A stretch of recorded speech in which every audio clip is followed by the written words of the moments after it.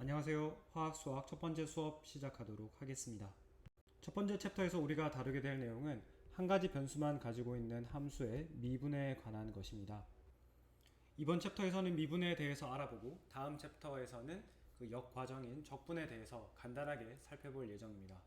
미분과 적분에 대한 어떤 심도 있는 유도 과정 그리고 깊이 있는 해석보다는 이것들을 어떻게 적용해서 우리가 화학 문제를 푸는데 활용할 수 있는지 그 부분에 주안점을 두고 살펴보도록 하겠습니다.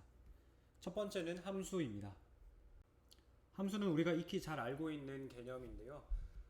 어떤 하나의 규칙이라고 생각을 하시면 쉽게 이해를 하실 수 있을 것 같습니다. x라고 하는 어떤 하나의 숫자를 또 다른 숫자 y에 연결을 할 수 있는 관계식을 우리가 함수라고 부릅니다. 보다 익숙한 형태로는 y는 fx 이런 형태로도 쓸 수가 있습니다. 하나의 인풋이 몇 개의 아웃풋에 대응되느냐에 따라서 싱글 밸류드 펑션이 있고 멀티플 밸류드 펑션이 있습니다.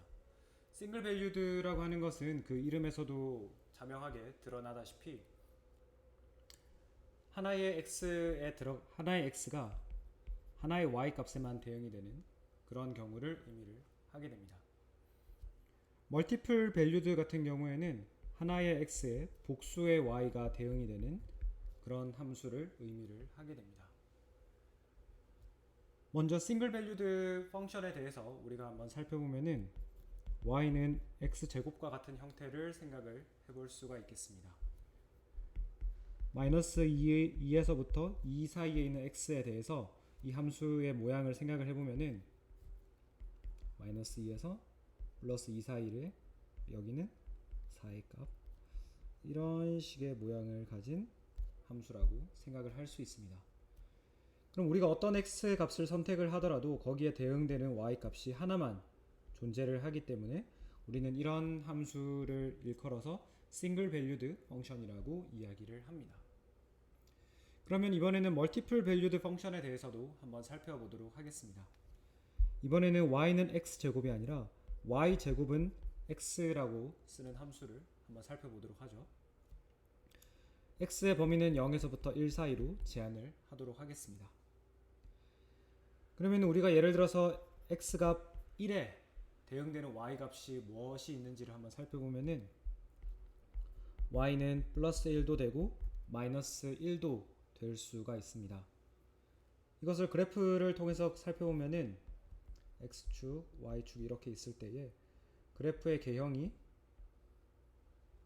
뒤집어진 포물선의 형태를 가지고 있고 여기가 1일 때 y값이 플러스 1도 되고 마이너스 1도 되는 이런 경우가 되겠습니다. 즉 우리가 어떤 x값을 선택을 하더라도 거기에는 두 개의 y값이 선택이 되기 때문에 대응이 되기 때문에 이런 함수를 우리는 멀티플 밸류드 펑션이라고 부릅니다. 그래서 함수를 나타내는 y는 fx 이런 식을 보았을 때 우리가 x를 independent variable y를 dependent variable이라고 부릅니다. 영어 표현에서도 굉장히 자명하게 드러나다시피 x라고 하는 independent variable은 그 자체가 자유롭게 변할 수 있는 값을 의미를 하고 dependent variable y는 x 값에 의존해서 바뀌게 되기 때문에 우리가 dependent variable이라고 이름 붙였습니다. 그럼 다음 페이지로 넘어가서 함수의 종류에 대해서 간단하게 살펴보도록 하겠습니다.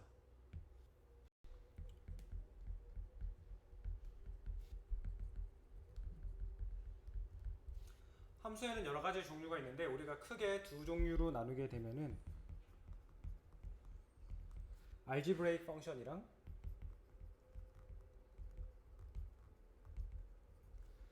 트랜센덴탈 펑션 이렇게 나눌 수가 있습니다. 트랜센덴탈 펑션 같은 경우에는 우리가 흔히 한글로는 초월 함수라고 잘 알려져 있는 그런 함수들이 되겠습니다. 그러면 어떤 함수가 알지브레이크 펑션이고 어떤 함수가 트랜센덴탈 펑션인지 한번 살펴보면은 이 알지브레이크 펑션의 경우에는 우리가 어떤 유한한 개수의 함수로 표현할 수 있는 그런 경우를 의미를 합니다. 예를 들어서 더하기, 빼기, 곱하기, 나누기 혹은 루트를 취하는 것, 이런 연산을 통해 가지고 유한한 개수의 연산을 통해서 나타낼 수 있는 함수를 우리가 알지브레이크 펑션이라고 이야기를 하고, 트랜스cendental 펑션의 경우에는 알지브레이크 펑션에 반대되는 개념, 파이나이트한 개수를 가지고 표현할 수 없는 그런 함수들을 트랜스cendental 펑션이라고 우리가 부르게 되겠습니다. 그래서 나중에 급수를 조금 배우면은 이 트랜스cendental 펑션이 왜 이런 형태의 이름을 가지게 되는지 좀 더 잘 이해할 수 있을 것 같습니다. 그러면 알지브레이크 펑션의 예를 몇 가지 살펴보면은 그냥 우리가 주변에서 볼 수 있는 흔히 말하는 다항함수 같은 것들이 되겠습니다. x-1분의 x제곱 더하기 2 뭐 이런 것들도 우리가 유한한 개수의 대수 연산을 통해서 표현을 할 수가 있죠. 더하기, 나누기, 빼기, 그리고 제곱, 이런 유한한 개수로 표현을 할 수 있기 때문에 이런 함수의 경우에는 우리가 알지브레이크 펑션이라고 이야기를 합니다. 교과서에 나와 있는 예제를 하나 더 살펴보면은 x제곱 마이너스 3의 루트를 씌운 값을 분모로 하고 x 3승 더하기 x제곱 더하기 3, 이것도 역시 우리가 알지브레이크 펑션이라고 이야기를 할 수가 있습니다. 그러면은 트랜스cendental 펑션의 한 종류인 트리고노메트릭 펑션에 대해서 한번 살펴보도록 하겠습니다. 우리가 잘 알고 있는 삼각함수인데요. 삼각함수를 어떤 식으로 정의할 수 있는지 살펴보도록 하죠. 여러분들 교재 그림 1.1을 보시면 되는데요. 이런 x축과 y축이 있을 때에 거기에 반지름이 1인 원을 한번 생각해 보도록 하겠습니다. 원이 조금 찌그러들었네요. 다시 한번 그려볼게요. 이렇게 생겼는데 여기 위에 한 점을 우리가 있다라고 생각을 해볼게요. 그럼 이 점이 x축과 이루는 각도가 있을 겁니다. 이렇게 이루는 각도를 우리가 세타라고 이야기를 해보겠습니다. 그러면 이 점이 가지는 x축의 값이 있을 것이고, 이 노란색 선에 해당하는 값이 있을 것이고, 또 y축의 좌표의 값도 있을 겁니다. 여기 초록색으로 표현한 이 라인이 있겠죠. 그래서 사인 세타는 어떤 식으로 정의되냐 하면은 빗변의 길이분의 y축의 값으로 정의가 되고, 우리는 반지름이 1인 단위 원을 이야기를 하고 있기 때문에 빗변의 길이가 곧 반지름 r 1인 값을 가지게 되므로 사인 세타는 이런 기하 모형에서 y축의 값을 읽는 것이 되겠습니다. 코사인 세타는 어떤 식으로 정의되냐 하면은 빗변의 길이분의 x축의 값을 이야기를 하는 것이고, 우리가 반지름이 1인 원을 이야기를 하고 있기 때문에 이 값은 곧 x축의 값을 읽는 것이 되겠죠. 그래서 우리는 몇 가지 경우에 대해서 사인 세타 함수값과 코사인 세타의 함수값을 한번 살펴보도록 하겠습니다. 세타가 0인 경우와 2분의 파이인 경우, 이 정도로 한번 살펴보도록 하겠습니다. 세타가 0인 경우를 한번 그림으로 그려보면은 이런 단위원이 있을 때에 x축이 올라와 있는 요 라인이 되겠습니다. 그러면은 사인 0도의 경우에는 지금 y축의 값을 읽으려고 하면 0이죠. 사인 0은 0의 값을 가지고, 코사인 0의 경우에는 이 파란색 점의 x축 값을 읽으면 되기 때문에 그 경우에는 1이 되겠습니다. 그 다음에는 세타가 2분의 파이인 경우로 한번 생각을 해볼게요. 세타가 0인 점을 우리가 파란색으로 표현했고, 세타가 2분의 파이인 경우를 빨간색으로 표현해보면 요 점이 되겠는데요. 그러면은 사인 2분의 파이인 경우에는 y축의 값을 읽어주면 되기 때문에 그대로 1이라는 것을 알 수가 있고, 이번에 코사인 2분의 파이의 경우에는 x축의 값이 없기 때문에 0이라고 이해를 할 수가 있겠습니다. 그래서 이런 식으로 우리가 단위원을 활용을 해가지고 단위원에 있는 점의 위치에 따라서 코사인 값과 사인 함수의 값을 정의를 할 수가 있겠습니다. 한 가지 재미있는 것은 이 코사인 함수와 사인 함수의 경우에는 우리가 피리어딕 펑션이라고 부르는데요. 피리어딕이라는 말이 주기를 의미를 하죠. 그러니까 어떤 계속해서 반복되는 값이 나타난다라는 뜻입니다. 무슨 말이냐면은 우리가 단위원 위에서 이렇게 회전해 가면서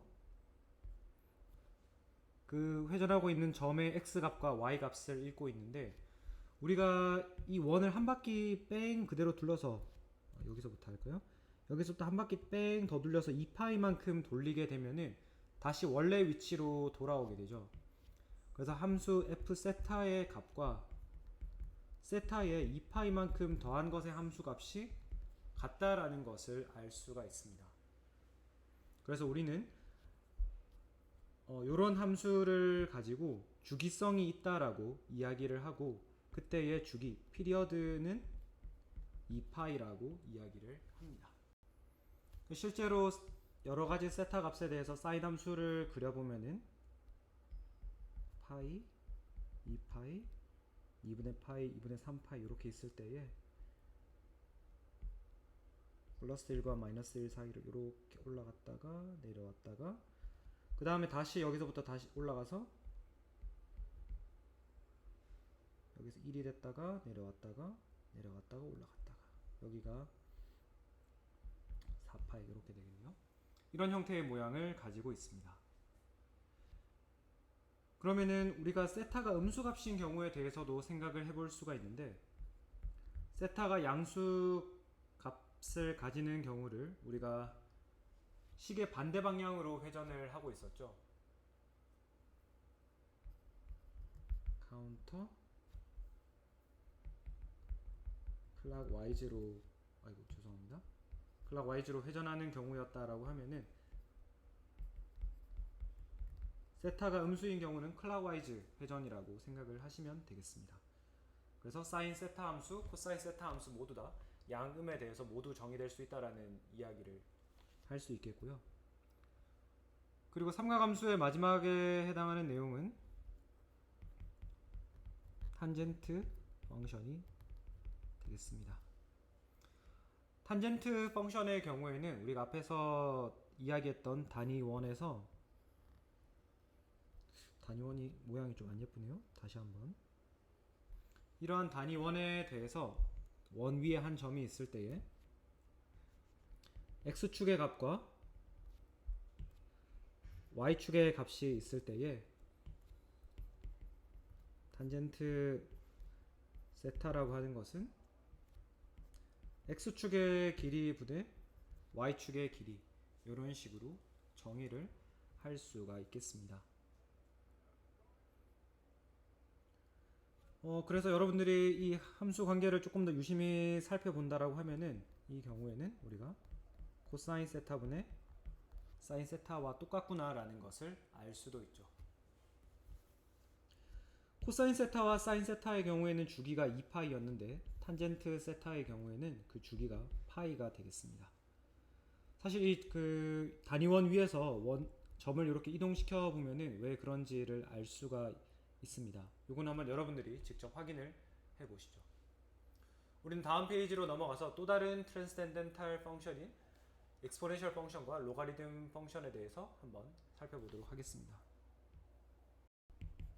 exponential 펑션 그리고 로가리드믹 펑션 이 두 개에 대해서 이야기를 해보도록 하죠. exponential 펑션의 경우에는 y는 2의 x 형태로 우리가 정의를 하는 것이고 로가리즘 펑션의 경우에는 y는 ln x로 정의를 하는 그런 함수들이 되겠습니다. 그래서 그림을 그려보면은 exponential 펑션은 이런 식으로 생겼고 로가리즘 펑션은 이런 식으로 생겼습니다. 그래서 0일 때 x값이 0일 때 y값이 1을 가지고 이번에는 x값이 1일 때 y값이 0을 가지는 그런 함수입니다. 그래서 여러분들이 쉽게 이해할 수 있는 것은 이 녀석들의 위치를 바꿈으로써 x와 y의 위치를 바꿈으로써 서로의 모양이 형태가 바뀐다라는 것을 쉽게 확인을 할 수가 있습니다. 이 말인즉슨 이의 x와 ln x의 경우에는 서로 역함수의 관계가 있다라는 것이죠. 그리고 익스포넨셜 펑션과 로가리드믹 펑션의 몇 가지 유용한 성질에 대해서 한 가지 살펴보도록 하겠습니다. 우리가 2의 x 곱하기 2의 y를 해주게 되면은 익스포넨셜 그대로 남고 곱해진 지수들끼리 더하기 형태로 표현을 할 수가 있습니다. 그리고 어떤 함수에 대해서 만약에 우리가 곱으로 나타나 있는 함수의 로가리드믹 펑션을 취해주게 되면은 루이 형태로 이렇게 더하기 형태로 뗄 수가 있다는 것이 잘 알려져 있고요. 그럼 이 나누기 같은 경우에는 사실 곱하기의 특수한 케이스인데 이렇게 표현할 수가 있잖아요. 그러면은 이거를 우리가 위에서 했던 관계식을 그대로 이용을 해보면은 ln u 빼기 ln v 형태로 쓸 수가 있을 겁니다. 그리고 익스포넨셜 함수의 전체의 지수승을 해주면은 그것은 곧 지수의 nx승 이런 식으로 표현을 할 수가 있겠죠. 익스포넨셜 펑션과 로가리드믹 펑션은 굉장히 많이 등장하기 때문에 이런 간단한 계산을 하는 관계식 이런 것들을 좀 잘 숙지를 해 놓으시는 게 중요할 것 같습니다. 그리고 하이퍼볼릭 사인 펑션이랑 하이퍼볼릭 코사인 펑션도 한번 이야기를 해보도록 할게요. 사인 하이퍼볼릭 x와 코사인 하이퍼볼릭 x를 이야기를 해보면은 이 함수들은 어떤 식으로 정의가 된 것이냐 하면은 2분의 2의 x 빼기 2의 마이너스 x 형태로 정의된 게 사인 하이퍼볼릭 펑션이고 코사인 하이퍼볼릭 펑션의 경우에는 2분의 2의 x 더하기 2의 마이너스 x가 되겠습니다.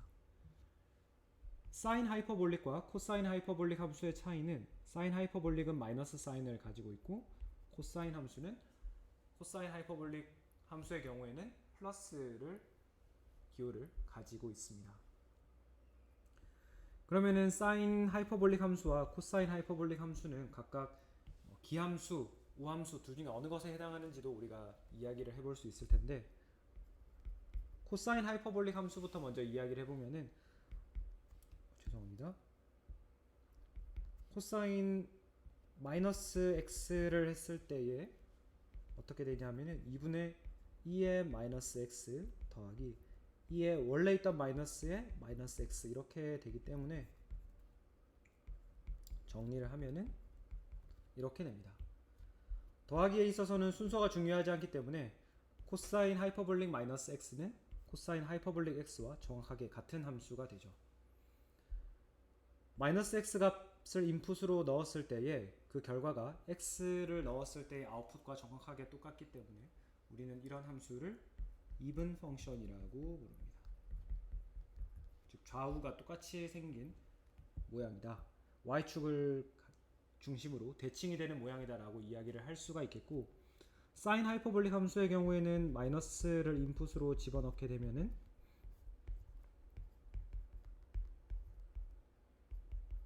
이렇게 되기 때문에 2분의 2의 마이너스 x 빼기 2의 x가 되고 이 원함수와의 관계를 한번 살펴보면은 마이너스를 앞으로 빼낸 다음에 이런 형태를 가지게 됩니다. 즉 사인 하이퍼볼릭 마이너스 x의 경우에는 마이너스 사인 하이퍼볼릭 x와 똑같은 형태를 가진다라는 것이죠. 그래서 x 값의 부호를 바꿔주면은 출력되는 y 값의 부호가 이렇게 반대로 뒤집어지는 이런 함수를 우리가 오드 펑션이라고 부릅니다. 한글로는 기함수라고 잘 알려져 있는 것이죠.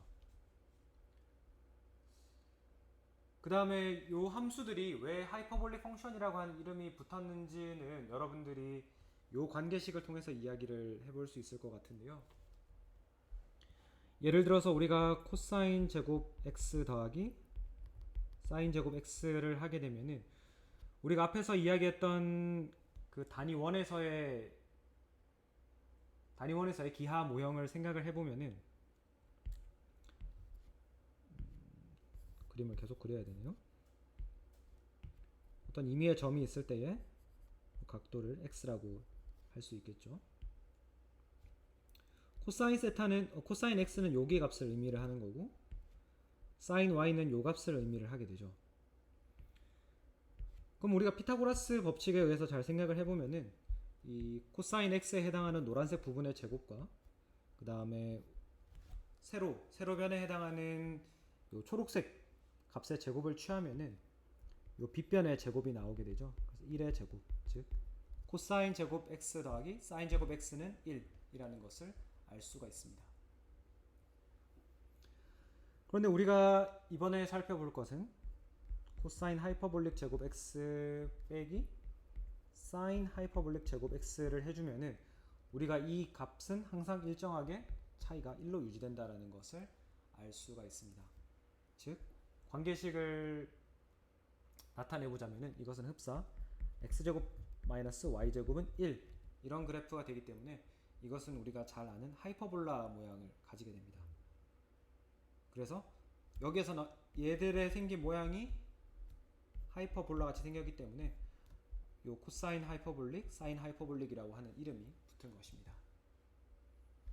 이렇게 해서 이제 함수에 관한 기본적인 내용을 끝내고 1.2절로 넘어가 보겠습니다. 1.2절은 continuity, 연속성에 대한 것이 되겠습니다. 이 연속적이라고 하는 것은 사실 굉장히 우리가 직관적으로 쉽게 잘 알 수 있는 것인데요. 어떤 함수의 그림을 우리가 그릴 때에 여러분들이 펜을 떼지 않고 쭈루루룩 그릴 수 있다라고 하면은 이 함수는 연속적인 함수라고 우리가 이야기를 할 수가 있습니다. 근데 만약에 우리가 어떤 물리적, 화학적 현상을 해석하는 데 있어서 이렇게 가다가 뚝 떨어지고 이런 불연속적인 지점이 나타난다라고 하면은 우린 이런 것들을 봤을 때 이 지점에서 어떤 중요한 화학적 변화 혹은 물리적 변화가 생겼구나라는 것을 추정해 볼 수 있죠. 그래서 우리가 연속성의 개념을 이해를 하는 것은 화학 물리적 현상을 이해하는 것에 굉장히 중요한 시작이라고 할 수가 있겠습니다. 그럼 이 연속성을 이야기하기 위해서 우리는 먼저 극한부터 이야기를 해야 됩니다. 리미트부터 이야기를 해야 되는데 어떤 임의의 함수가 있을 때에 우리가 리미트 xa fx equal L 이렇게 표현을 하면은 이것을 우리가 말로써 풀어서 해석을 한다라고 하면은 x라고 하는 인디펜던트 베리어블을 a라고 하는 어떤 상수값에 아주 가깝게 근접시켰을 때 그때 함수 fx의 값은 L로 수렴한다라고 표현을 하면 되겠습니다. 여기서 중요한 한 가지는 이 리미트 x를 a로 보낸다라고 했을 때에 절대로 x equal a는 아니라는 겁니다. x가 a에 한없이 가까워지기는 하지만은 절대 x는 a가 되지는 않습니다. 예제를 한번 살펴보도록 할게요. 예를 들어서 리미트 x를 0으로 보낼 때에 2분의 x16-4라는 이런 함수의 극한값을 알아보도록 하겠습니다. 사실 이게 함수 fx에 그냥 x는 0 이렇게 집어넣어 버리면은 죄송합니다. 여기가 2가 아니라 x가 되어야 됩니다. 죄송합니다. 우리는 이 함수가 0일 때의 값을 알지 못해요. 왜냐하면 분모가 0이 되면 불능이죠. 정의가 되지 않습니다. 그럼에도 불구하고 우리는 이 함수가 x가 0에 다가감에 따라서 어디로 가는지 어떤 값에 아주 가까워지는지는 계산을 해볼 수가 있죠. 그래서 이 과정에 대해서 간단하게 알아보면은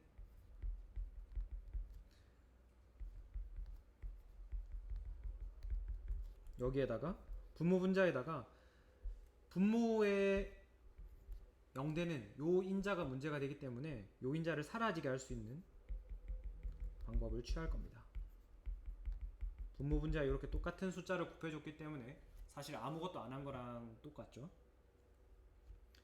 근데 실제로는 계산을 해보면은 x에 x 플러스 16 마이너스 16 그렇게 돼서 16, 16 사라지고 이제 x가 분모 분자에 똑같이 남기 때문에 얘들 약분되고 나면은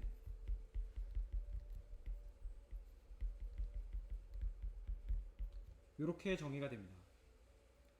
즉 우리가 요 함수의 함수값 x는 0일 때의 함수값은 알 수 없어요.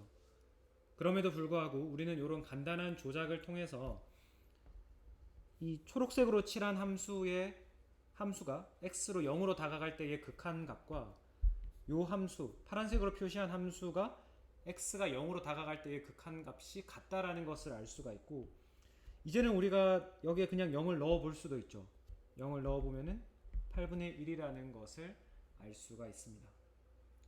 그래서 우리가 어떤 함수 자체, 사실 극한값을 알아본다라고 하는 거는 그 함수에다가 그냥 이거 그냥 함수 fa 넣어보면 알 수 있는 거 아닌가요? 라고 많은 학생들이 생각을 할 수 있는데, 이게 정의가 안 되는 경우도 있단 말이죠. 지금 우리가 본 것처럼.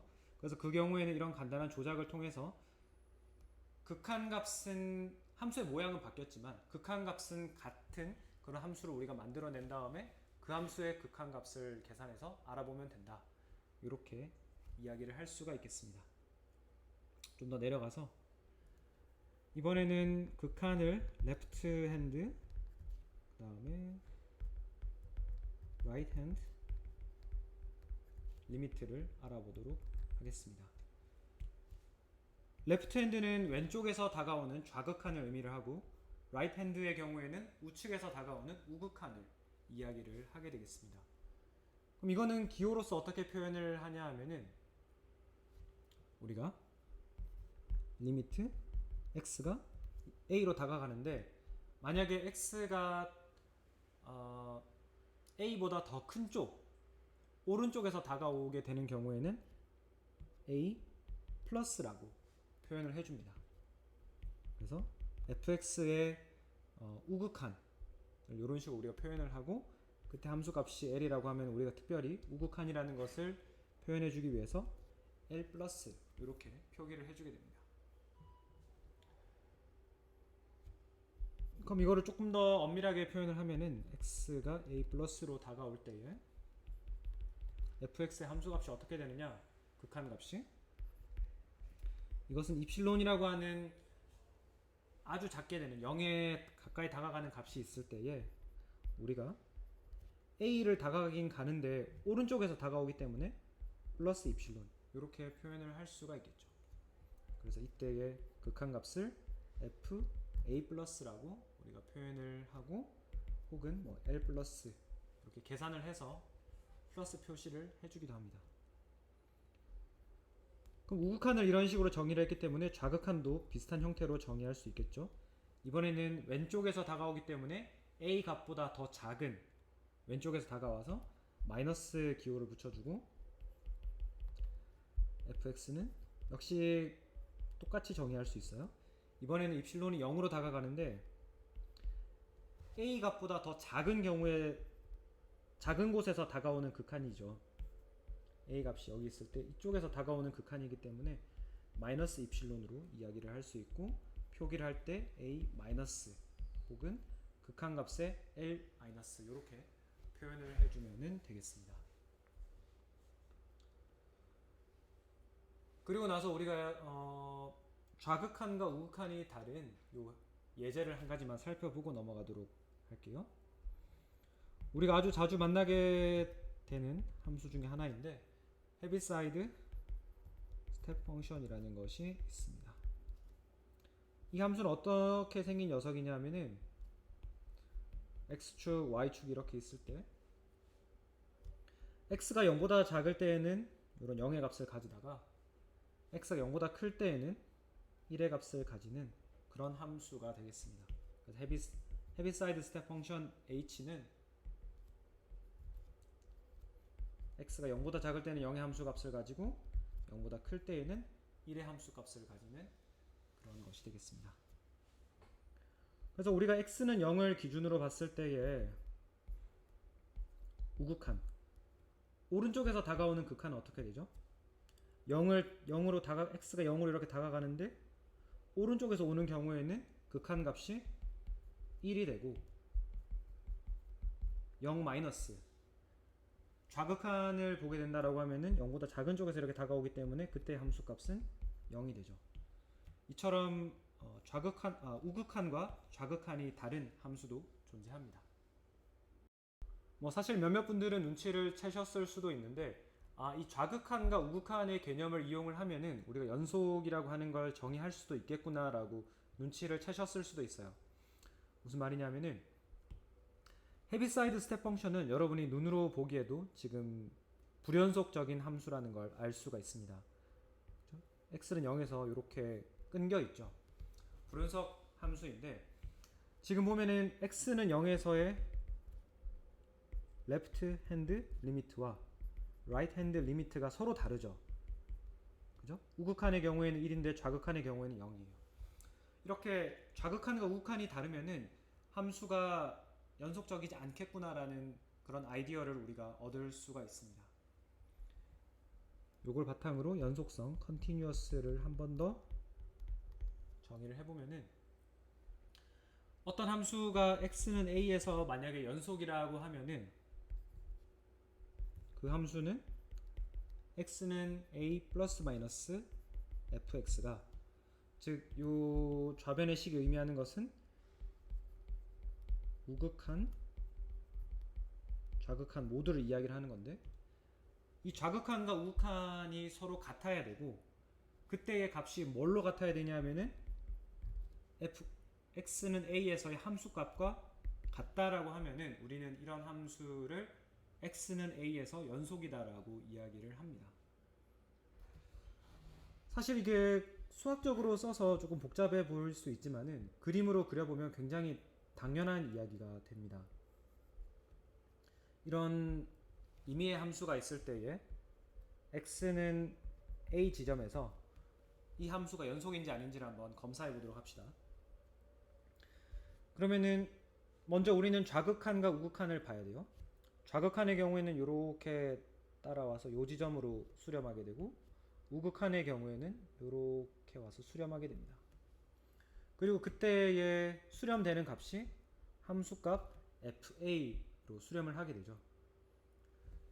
그래서 좌극한과 우극한이 같다라고 하는 것은 이 함수들이 같은 쪽으로 어떤 하나의 지점으로 수렴을 하고 있다라는 뜻이 되고 그래서 이제 그 연결을 할 수 있는 준비가 끝났고 그럼 얘네들이 아주 무한하게 가까이 다가왔을 때에 그때의 값이 함수값으로 정의가 돼야지만이 연속적이라고 이야기를 할 수가 있습니다. 예를 들어서 어떤 함수가 이런 식으로 x는 a에서 b였다라고 이야기를 해볼게요. 그러면 아무리 좌극한과 우극한이 같은 값을 같은 지점을 향해 있다라고 하더라도 f는 a에서 정의가 되어 있지 않아서 이 지점에서 빵꾸가 나게 되죠. 그래서 이런 함수들은 우리가 불연속 함수가 되는 겁니다. 그래서 우리는 좌극한과 우극한만을 살펴보는 것이 아니라 그때의 함수값까지 같이 검사를 해서 그 세 개가 모두 같은 값을 가지는지를 확인을 해야 되죠. 예제 1-2를 한번 풀어보도록 하겠습니다. 예제 1-2는 함수 fx가 절대값 x-x로 정의가 되는데 이게 x축을 따라서 연속이냐 이걸 물어봤어요. 절대값이 있을 때는 우리가 x가 양수일 때 음수일 때 해서 그 함수의 모양을 풀어보면 되죠.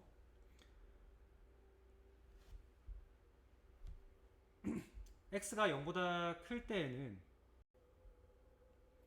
이게 그냥 그대로 x로 빠져나오기 때문에 fx는 0의 값을 가지고 x가 0보다 작을 때에는 마이너스 부호를 달고 나오기 때문에 fx는 마이너스 2x가 되겠습니다. 즉 이 함수는 생긴 모양이 마이너스 2x로 이렇게 내려와서 0의 값을 가지는 이런 함수죠. 여러분들이 눈으로 살펴보았을 때 좌극한과 우극한과 함수값이 항상 같게 될 겁니다. 그래서 이렇게 비주얼 인스펙션을 통해서 우리는 이 함수 fx는 x 전 구간에 대해서 연속적이다라고 이야기를 할 수가 있는 것이죠. 네, 함수의 연속성에 대해서는 이 정도로 마치고 이제 미분에 대해서 알아보도록 하겠습니다. 1.3절 미분입니다. 디퍼런시에이션인데요. 이 미분의 정의는 사실 굉장히 간단해요. 어떤 함수 y는 fx가 있을 때에 이 y는 fx의 그 순간 지점 x에서의 기울기, x에서의 접선의 기울기를 우리가 미분이라고 정의를 합니다. 그리고 기호로는 y 프라임 이런 식으로 표현을 하게 되죠. 그래서 이거를 우리가 좀 더 익스플리시트하게 나타내 줄 때에는 y라고 하는 함수를 x축에 대해서 미분해 보았다, 이런 말이 되겠습니다. 기하학적인 도형을 가지고 이야기를 해보자면은, 예를 들어서 이렇게 생긴 함수 y는 fx가 있다라고 했을 때에 요 지점, 우리가 접선을 생각해 볼 수가 있죠. 요 접선을 그었을 때 요 접선이 가지는 기울기 m을 우리가 미분이라고 이야기를 합니다. 그럼 이거를 우리가 지금은 그 조금 처음 보는 기호로 정의를 했는데, 우리가 조금 더 잘 아는 기호로 한번 정의를 해보면은, 기울기라고 하는 것은 사실 x축의 변화량분의 y축의 변화량으로 정의를 할 수가 있죠. 근데 이때에 그 순간에 접하는 지점에서의 기울기를 구하려면은 우리는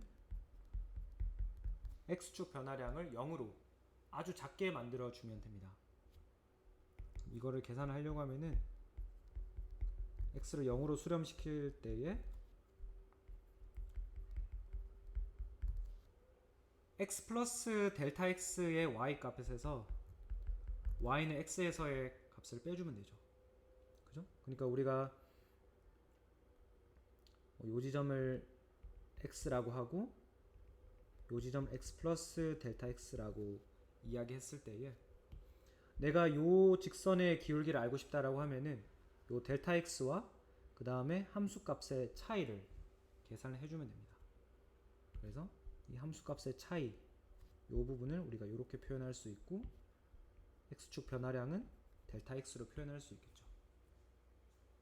이렇게 나타낼 수가 있는 것이고, 그러면 우리는 몇 가지 함수에 대해서 미분을 한번 이야기를 해보도록 하겠습니다. 처음으로 보게 되는 예제는 x제곱 더하기 2라는 함수가 되겠는데, y'(x) 즉 미분값을 구해보면은 이거는 dy dx가 될 것이고, 우리가 미분을 정의한 것 그대로 한번 표현을 해보고자 합니다. 리미트 델타 x를 0으로 보낼 때에 델타 x분의 x 플러스 델타 x 빼기 yx 이렇게 되죠. 근데 yx 함수의 형태가 x제곱 더하기 2이기 때문에 이 값은 곧 x 플러스 델타 x 제곱 더하기 2, 요게 지금 요 부분이 되겠고, 빼기 x제곱 더하기 2, 요게 이 뒷부분이 되겠습니다. 이 부분이 요거죠. 그렇게 해서 정리를 쭉 해주면은, 요 전개하는 건 여러분들이 해보시면 될 것 같고요. 하면은 2x 더하기 델타 x 요렇게 남게 될 것이고, 그러면은 델타 x가 0으로 수렴해버리면은 이 값은 EX의 값을 가지게 됩니다. 즉 YX는 X제곱 더하기 2의 꼴을 가졌을 때에 그때의 미분값은 EX다라는 것을 알 수가 있죠. 그래서 아마 여러분들이 이런 그 일반식들에 대해서도 잘 알고 있으리라고 생각하는데요. 만약에 y는 xn승이라고 하는 함수가 있다라고 하면 그 함수의 미분값은 n의 x의 n-1승 이렇게 정리가 됩니다.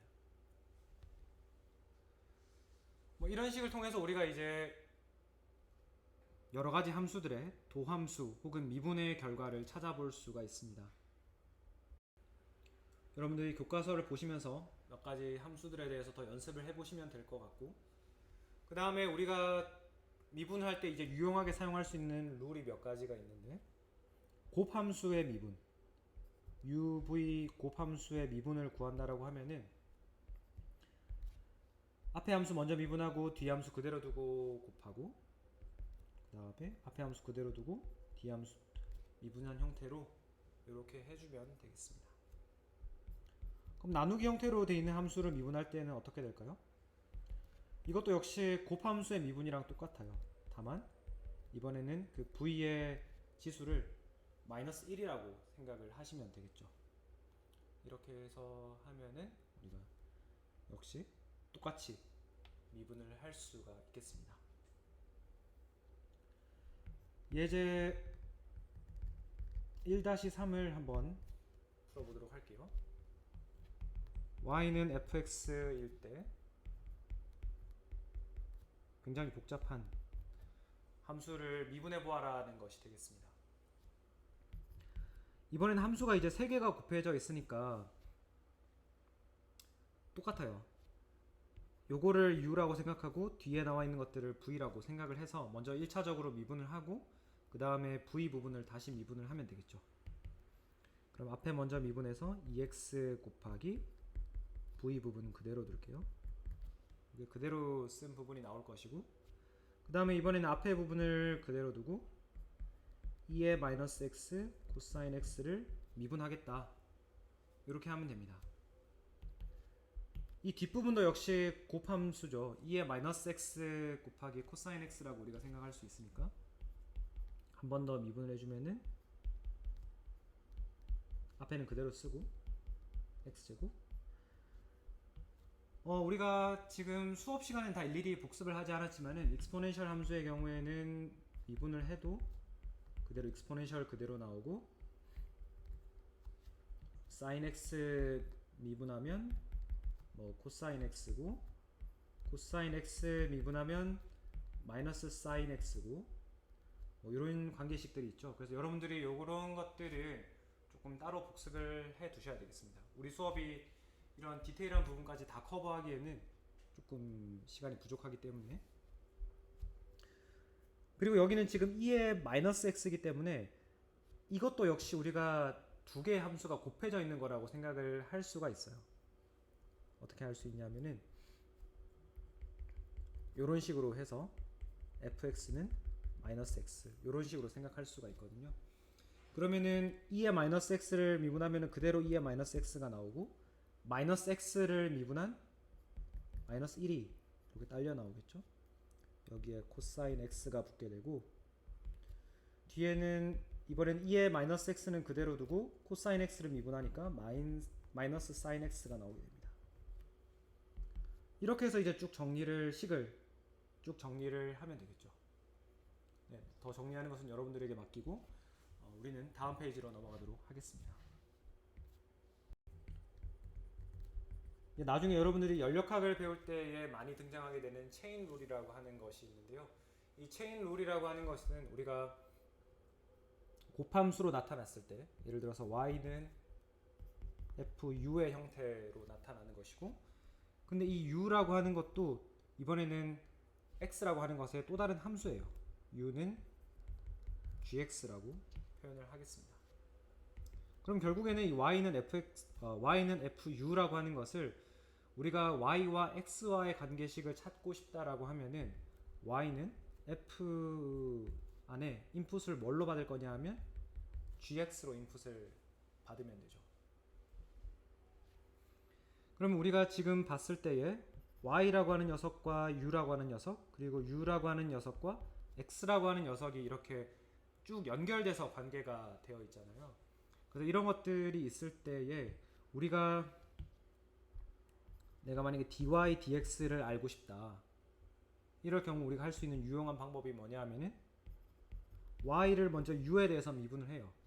그 관계식을 우리가 알고 있기 때문에 이렇게 하고 그 다음에 du, dx를 하는 겁니다. 이건 어디에서 알 수 있죠?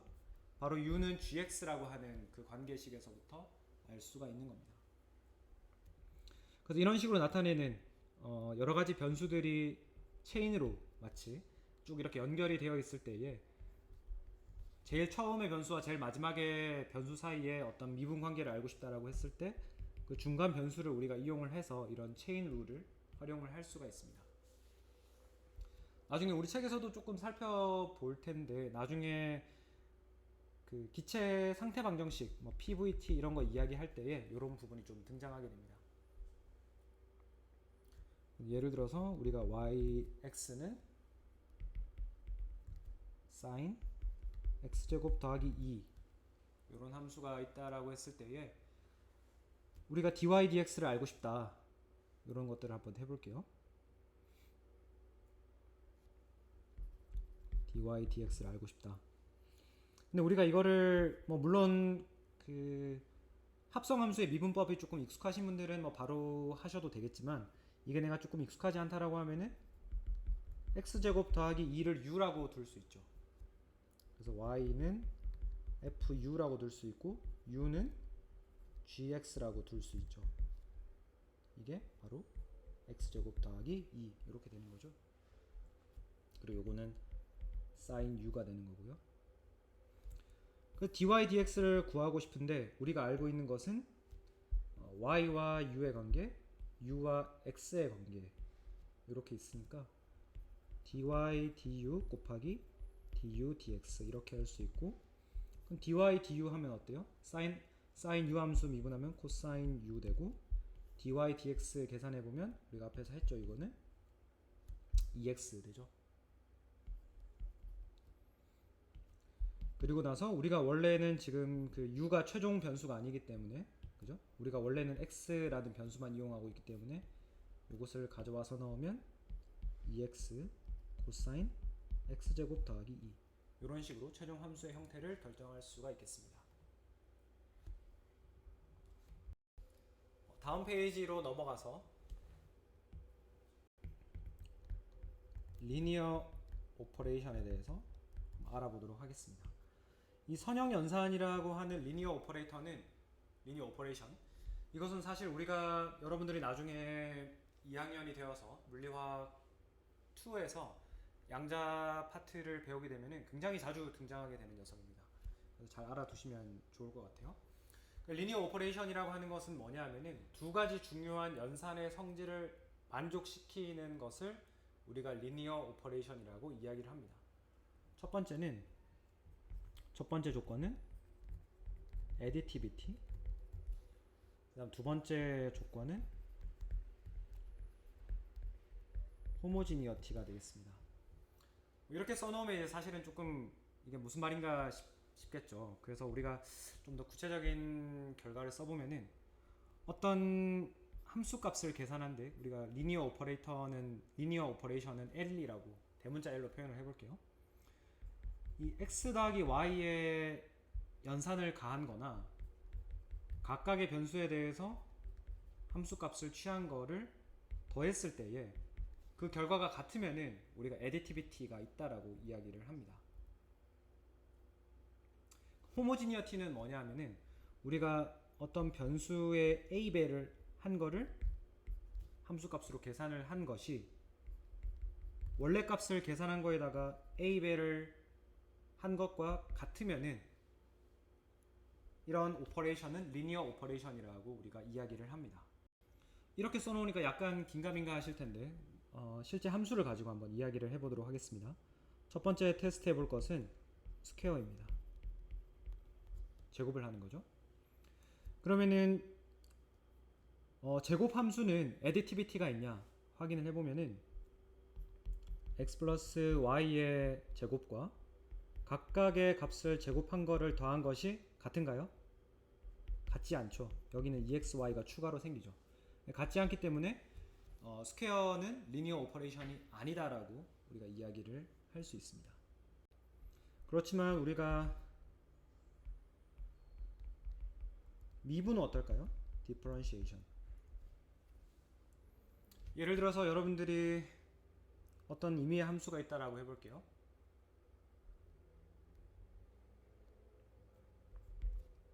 함수 f1x와 f2x가 있다라고 해볼게요. 그럼 얘들을 f1x와 f2를 더한 다음에 미분을 하나, 각각을 미분한 것을 더해주나, 결과는 같습니다. 그쵸? 한번 임의의 함수를 넣어서 해볼까요? 여기 x제곱이라고 하고 sin x라고 해볼게요. x제곱 더하기 sin x를 해서 이거를 미분값을 취해도 2x 더하기 코사인 x고, 각각을 미분을 하고 2x 코사인 x가 되고 더하기를 해도 최종 결과가 똑같죠. 그래서 미분 연산은 애디티비티를 만족시키고, 또 그리고 우리가 확인은 지금 안 해봤지만 호모지니어티도 만족을 시킵니다. 그래서 디퍼런시에이션 오퍼레이터 미분 연산자의 경우에는 리니어 오퍼레이션이다, 우리가 그렇게 이야기를 할 수가 있겠습니다. 그래서 첫 번째 조건과 두 번째 조건을 사실 좀 더 믹스를 하면은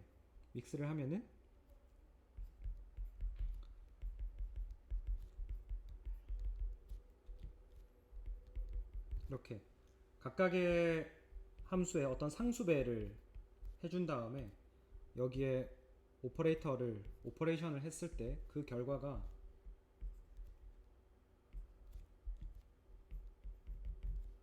아이고 죄송합니다.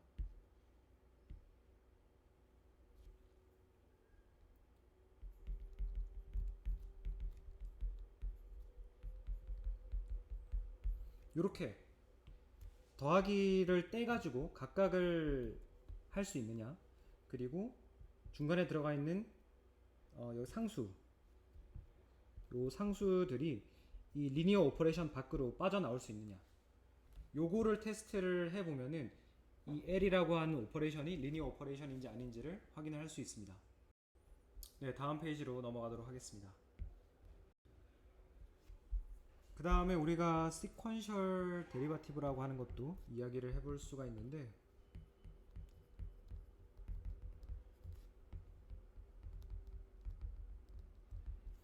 우리가 이때까지 1차 미분을 이야기를 했죠. 그냥 한 번 미분하는 것들을 생각을 해봤는데, 서드 데리바티브 같은 것들도 계속 계산을 해볼 수가 있습니다.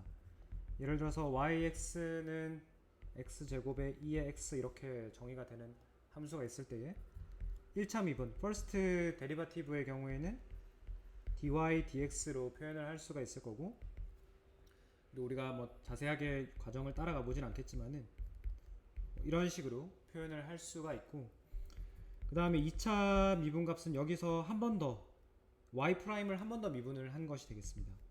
그래서 dy' dx 이렇게 되는데, y'이라고 하는 것이 dy dx이기 때문에 이렇게 쓸 수가 있고, 이건 우리가 좀 더 간략하게는 d 스퀘어 y dx 스퀘어 이런 식으로 표현을 할 수가 있죠. 이런 노테이션 자체는 조금 복잡해 보이지만 이론 자체는 굉장히 간단합니다. 이 함수를 한 번 더 미분한다, 이렇게 생각을 하시면 되겠고, 그때 결과는 여러분이 한번 확인해 보시면 되는데 2 더하기 2x 더하기 4x죠, 죄송합니다. x제곱 2의 x 이렇게 되겠습니다. 이런 방법을 통해서 우리가 first, second, third 이런 식으로 계속해서 미분해 나갈 수 있다는 것이고요. 이제 미분에서는 마지막으로 implicit differentiation 한번 이야기해 보도록 하겠습니다. implicit differentiation은 우리가 이때까지 이야기해 왔던 explicit differentiation과 조금 반대되는 개념이라고 생각을 하시면 될 것 같은데,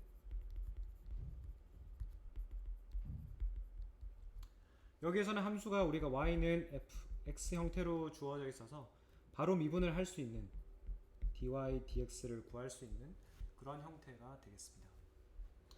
근데 implicit differentiation은 어떤 것을 의미를 하냐 하면은 x랑 y가 같이 변수로 들어가서 함수의 형태를 가지는 거예요. 예를 들면은 f x, y가 어떤 c라는 값을 가지는 이런 것을 우리가 implicit function이라고 이야기를 합니다.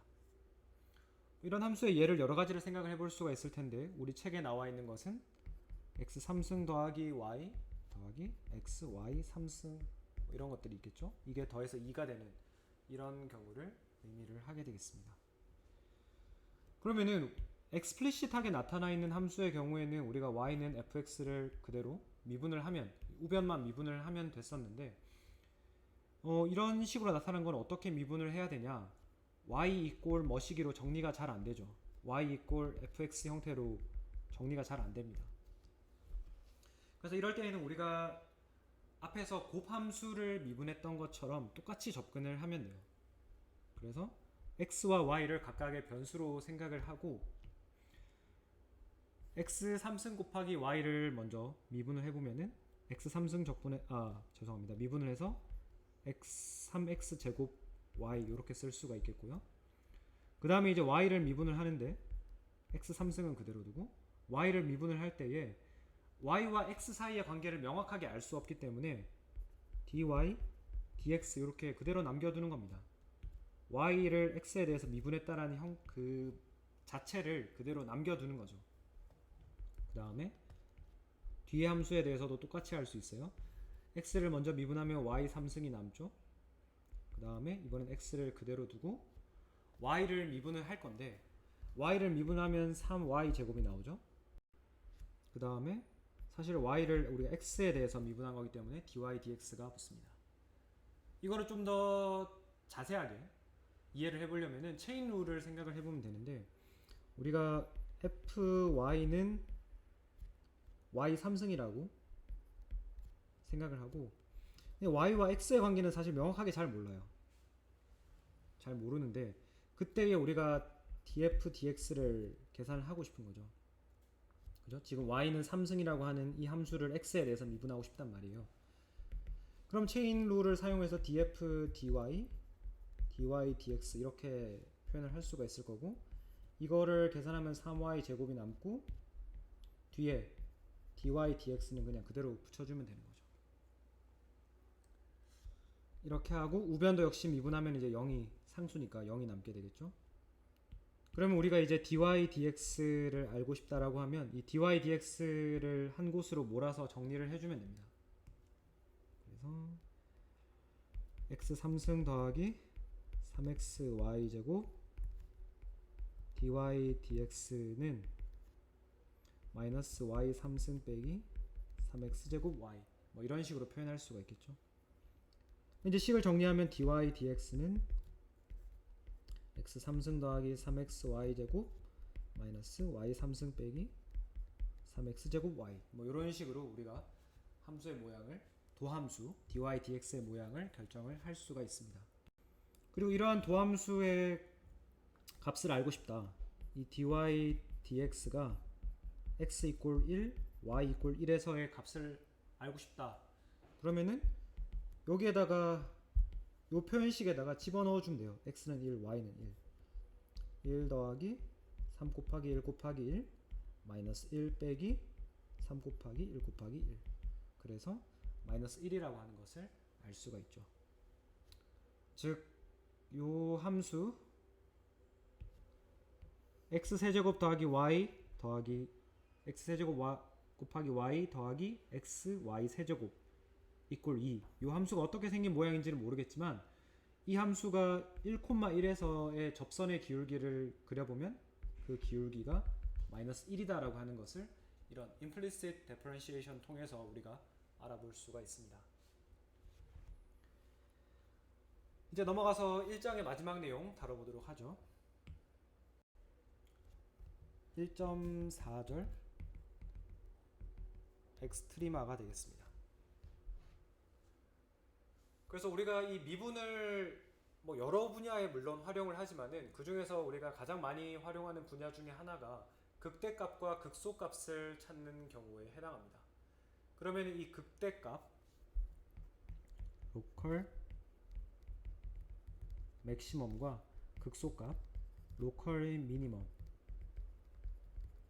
이런 애들을 어떻게 찾을 수 있냐 하면은 우리가 크리티컬 포인트를 계산을 먼저 합니다. 크리티컬 포인트라고 하는 것은 어떤 함수 fx의 도함수 f'x가 0의 값을 가지는 이때를 우리가 크리티컬 포인트라고 하는데요. 근데 이 크리티컬 포인트라고 해서 이것이 무조건 로컬 맥시멈 혹은 로컬 미니멈에 해당하는 것은 아닙니다.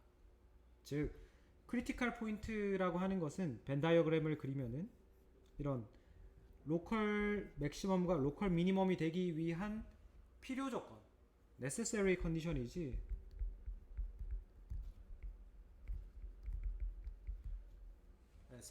sufficient condition이 아니라는 거죠. 그래서 critical points, 그러니까 f'x가 0인 지점이라고 하더라도 맥시멈과 미니멈에 해당하지 않는 그런 녀석들도 있다. 이렇게 이해를 하면 되겠습니다. 예를 하나 들어볼까요? fx가 x 3승인 거를 한번 이야기를 해보도록 하죠. f'x를 계산하면 3x 제곱인데, 그럼 우리가 크리티컬 포인트 찾으려고 하면은 x 이걸 도함수를 0으로 두면 되니까 우리가 그러면 x는 0이 크리티컬 포인트에 해당하는구나 라는 것은 알 수 있어요. 근데 얘는 로컬 맥시멈도 아니고 로컬 미니멈도 아닙니다. 그쵸? 우리가 그래프를 그려보면 이런 식으로 생겼단 말이에요. 그래서 x 이꼴 0이 어떤 극대값도 아니고 극소값도 아닌 우리가 조금 이따가 배우게 될 인플렉션 포인트가 됩니다. 그렇게 알아두도록 하고, 그리고 우리가 그럼 극대값 극소값을 어떻게 알 수 있냐? 극대값은 그래프가 대략 이런 형태로 생겼죠. 그 다음에 극소값은 그래프가 이런 형태로 생겼을 겁니다.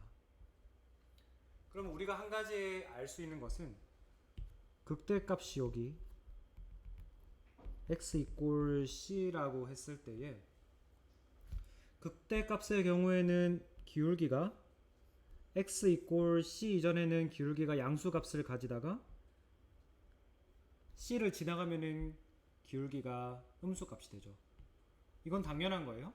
x 이꼴 c가 극대값이라고 하면은 점점 커질 거기 때문에 기울기가 양의 값을 가지다가 f' 양의 값을 가지다가 그 극대값을 지나가면 이제는 작아져야 되기 때문에 도함수의 값이 음의 값을 가지게 됩니다. 반대로 미니멈의 경우에는 어떨까요? 여기를 우리가 미니멈 값이라고 보면 x 이꼴 c에서 x가 c보다 작은 경우 기울기가 어떤가요? 도함수의 기울기가 0보다 작죠. 점점 작아지다가 가장 작은 값을 찍고 다시 커지게 되죠. 그래서 도함수의 값이 이렇게 0보다 커지게 됩니다. 그래서 우리는 concave upward, downward, 그래서 굴곡의 형태가 어떤 식으로 생겼는지를 극대값 혹은 극소값을 기준으로 앞뒤 조금 더 작은 값, 조금 더 큰 값에서 기울기가 어떻게 되는지를 보고 그 지점이 극대인지 극소인지를 알 수가 있습니다. 근데 이게 과정 자체가 사실은 굉장히 복잡하죠. 어떤 크리티컬 포인트를 찾은 다음에 크리티컬 포인트의 앞, 뒤로 대입을 해서 이 f'의 부호를 다 봐야지 결정할 수 있느냐, 이런 의문을 가지실 수 있는데 사실 조금 더 간단한 방법이 있습니다. 그게 뭐냐 하면은 바로 2차 미분 f 더블 프라임 값을 확인해 보시면 됩니다. 이 f 더블 프라임의 값을 보면은 만약에 이런 로컬 맥시멈에 이거 다시 그릴게요. 그냥 로컬 맥시멈에 해당하는 경우다라고 하면은 앞에서 말씀드렸던 것처럼 f 프라임이 양의 값을 가지다가 f 프라임이 음의 값으로 바뀌기 때문에 f 더블 프라임 값이 얘가 음수 값을 가지게 됩니다.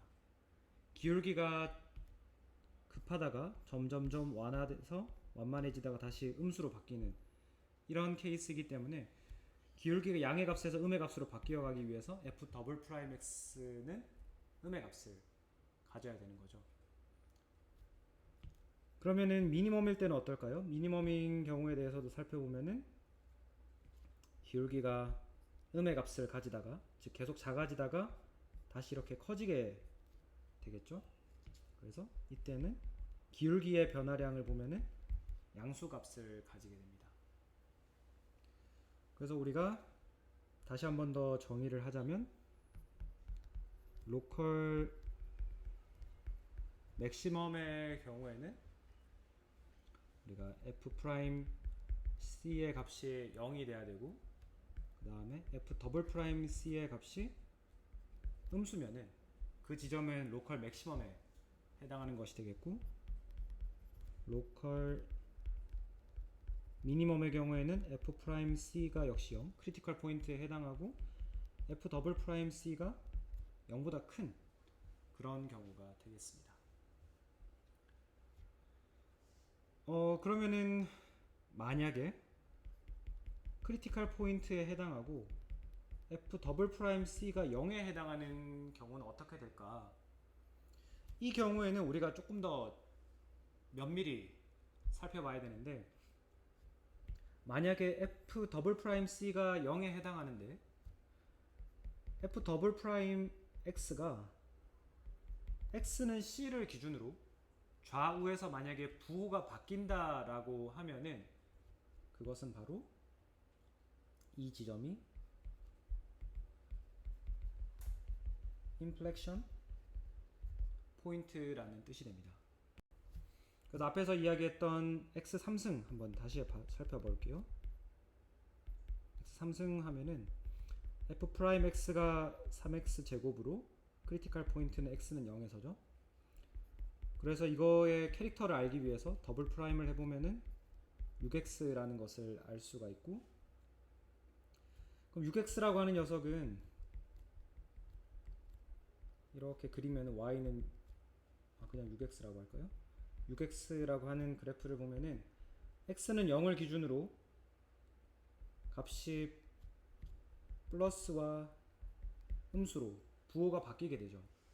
그렇기 때문에 이 x 3승에서의 x는 0이라는 지점은 인플렉션 포인트에 해당하게 되는 겁니다.